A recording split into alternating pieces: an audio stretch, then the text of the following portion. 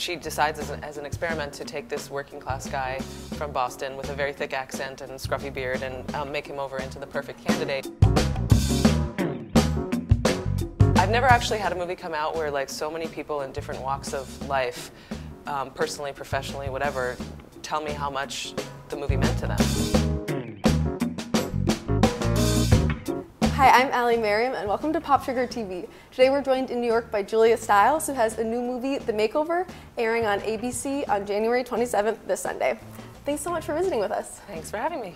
So The Makeover is a movie that's airing on ABC. Can you tell me a bit about the plot? Yeah, it's kind of a reinvention or a twist on My Fair Lady and Pygmalion, and I play a girl named Hannah who has run for Congress in Boston, and she loses the election, and her campaign advisors tell her that it's because voters don't think that she's very likable, and because she's frustrated with what that even means. She decides as an experiment to take this working class guy from Boston with a very thick accent and scruffy beard and make him over into the perfect candidate. So it's sort of a My Fair Lady plot, but flipped. Instead of Eliza Doolittle, it's Elliot Doolittle, and David Walton is the actor who plays Elliot, and he's, you might have seen him on The New Girl. He's hilarious, and it's funny because in this situation, they both teach each other things.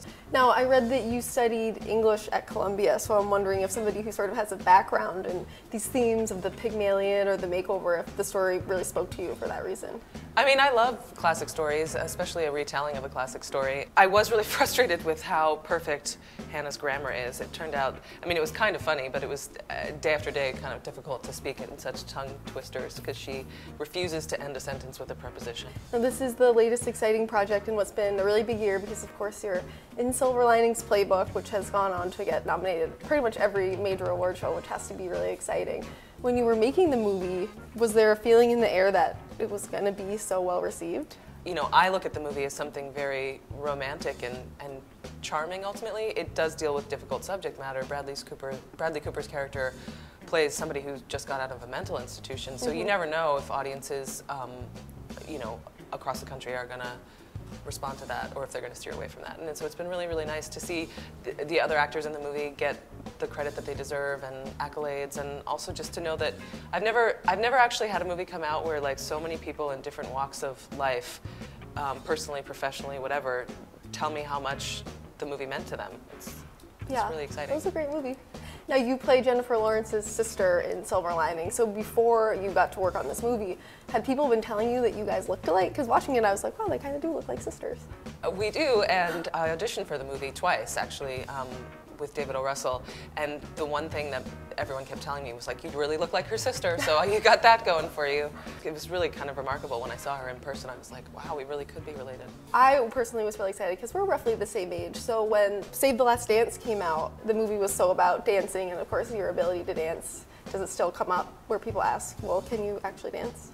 Yes, and I went through a period of time where if I went out to like a club or whatever, I was way too shy because I felt like people were putting this weird pressure on me, or I was putting it on myself, to like have choreographed dance moves, but I got over that, and I look back on that as like a really fun time, and it was so great to be able to do some of the training that I got to do for the film. And in that era you did 10 Things I Hate About You, Down to You, Save the Last Dance.